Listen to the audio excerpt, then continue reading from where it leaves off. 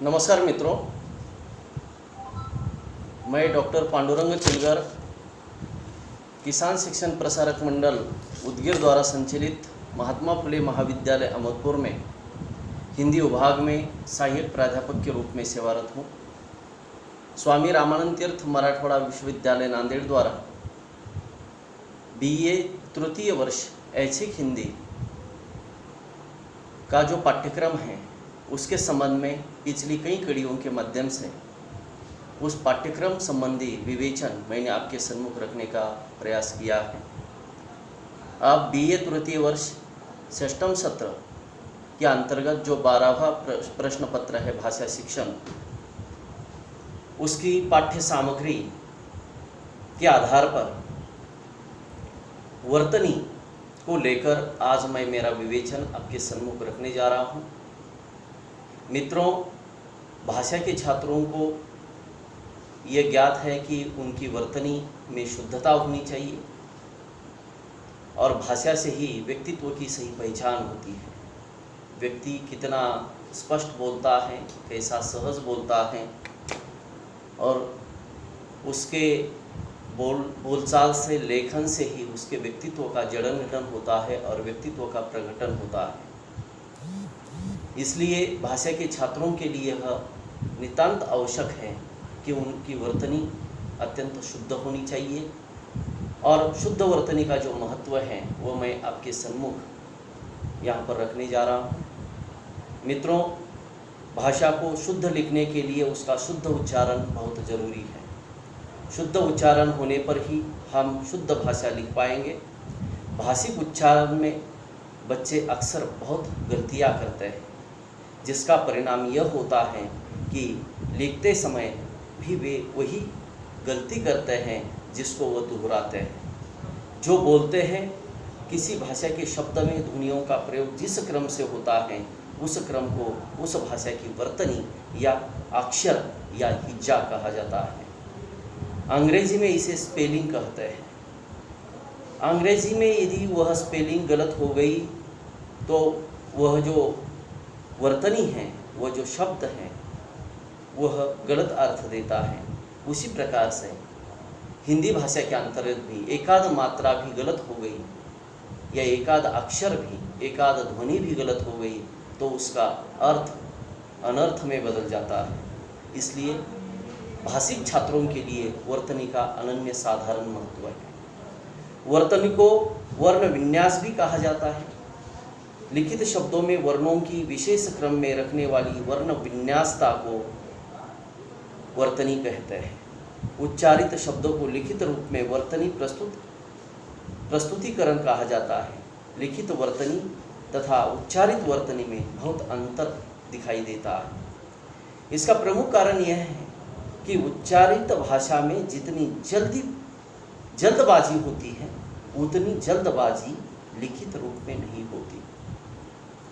लेकिन एकाध गलत शब्द, अशुद्ध शब्द जब उस भाषिक प्रयोक्ता के दिलो दिमाग में रूढ़ बन जाता है तो वही शब्द लिखित रूप में भी उसका लिखित वर्तनी के रूप में प्रकटीकरण करता है। इसलिए अशुद्ध वर्तनी से बचने के लिए भाषा की शुद्ध वर्तनी अत्यंत आवश्यक है। भाषा की सबसे छोटी इकाई को हम वर्ण कहते हैं और भाषा विज्ञान की दृष्टि से भाषा की सबसे लघुतम इकाई क्या है तो वह है ध्वनि। वर्ण या अक्षर दो प्रकार के होते हैं, स्वर और व्यंजन। वर्णों के यह दो प्रकार हैं। स्वर जिसके उच्चारण में कम समय लगता है और स्वरों का उच्चारण मुख विवर से अर्थात ध्वनि यंत्र से अबाध गति से सहज होता है। लेकिन व्यंजनों का उच्चारण करते समय उसके लिए कुछ समय लगता है और वह गतिरोधकता के साथ व्यंजनों का उच्चारण मुख विवर या ध्वनि यंत्र से होता है। इसलिए उच्चारण पर ही सबसे पहले भाषिक छात्रों ने ध्यान देना आवश्यक है। और मेरा ये कहना है कि हिंदी की जो वर्णमाला है, हिंदी की जो ध्वनियाँ हैं, वो अत्यंत वैज्ञानिक है। अ से लेकर गे तक की ध्वनियों का यदि छात्रों आप सुबह उठकर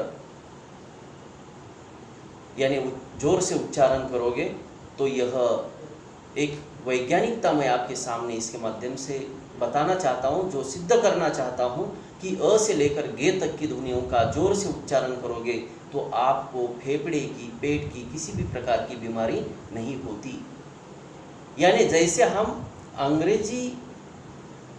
अंग्रेजी वर्णों का एक झटके में ए से लेकर झड़ तक उच्चारण करते हैं, उतना एक झटके में उच्चारण हिंदी वर्णमाला का कोई भी भाषा का छात्र या भाषा का विद्वान नहीं कर सकता।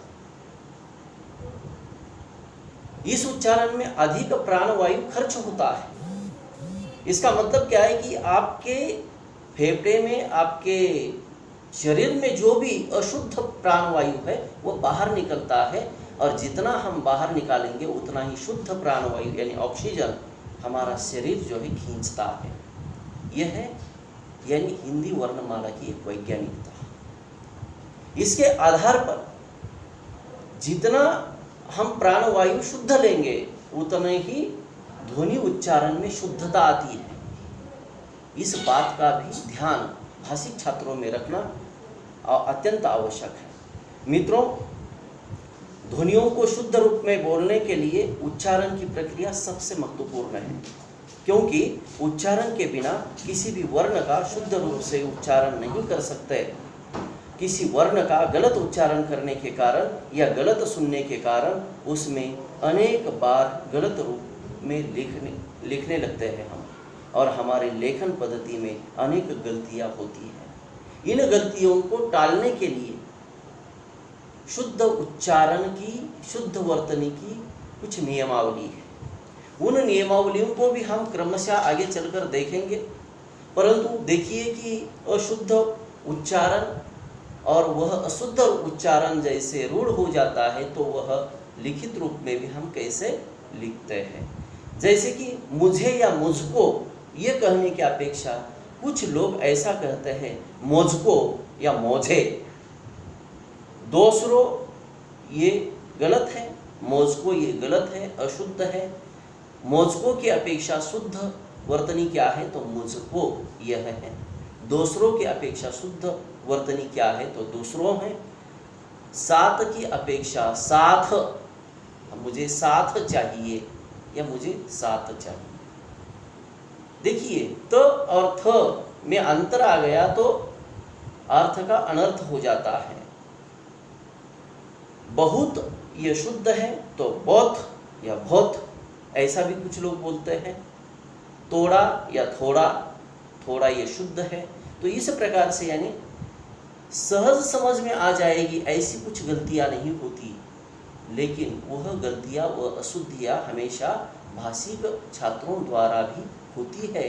उन अशुद्धियों को टालना नितांत आवश्यक है, तब जाकर हम भाषिक दृष्टि से, एक प्रकार से वर्तनी की दृष्टि से हम शुद्ध वर्तनी का प्रयोग कर सकते हैं।